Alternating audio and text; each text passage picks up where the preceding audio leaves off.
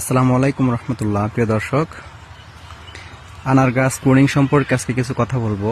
আমরা যখন এই ছোট চারাগুলো রোপণ করি, এইটাকে প্রুনিং পিঞ্চিং করে করে মোটামুটি 5 থেকে 6 মাস পর্যন্ত গাছকে একটি সুন্দর শেপ দেব। 5 থেকে 6 মাস পরে গাছগুলো যখন এভাবে ধীরে ধীরে বড় হতে থাকবে, এই গাছগুলো যখন 5 থেকে 6 মাস বয়স হবে, তখন এমন একটা কন্ডিশনে চলে আসবে, তারপরে কিন্তু প্রুনিং পিঞ্চিংটা সাময়িক সময়ের জন্য বন্ধ রাখতে হবে। কেন বন্ধ রাখতে হবে?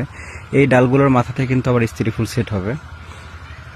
এই যে এখানে স্ত্রী ফুল, খেয়াল করেন।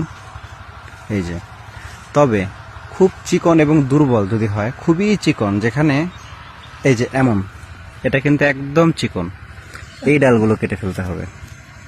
এই ব্যতীত বাকি ডালগুলো প্রুনিং পিঞ্চিং বন্ধ করে দিতে হবে। এখানে ফল সেট হবে। ফল সেট হওয়ার পরে ফলগুলো যখন আমরা হারভেস্ট করব, হারভেস্ট করে দেওয়ার পরে আবার সেগুলো প্রুনিং করে দেব। কথার কথা, এখানে ফল হলো, আমরা তখন এখান থেকে ফলটা হারভেস্ট করে ফেলবো। এটা প্রুনিং হয়ে গেল। আর অবশিষ্ট যে ডালগুলোতে ফল আসবে না, সেগুলো মাথা কেটে দেব। দেওয়ার পরে পরবর্তী সিজনে যখন আবার ফল নিতে চাইবো, ঠিক ফল নেওয়ার পূর্বক্ষণে মোটামুটি 1 থেকে 1.5 মাস আগ পর্যন্ত প্রুনিংটা বন্ধ করে দেব। যেই ডালগুলো থাকবে, ওই ডালগুলো পুরাতন হবে, ওই ডালগুলোতে ফুল ফল আসবে।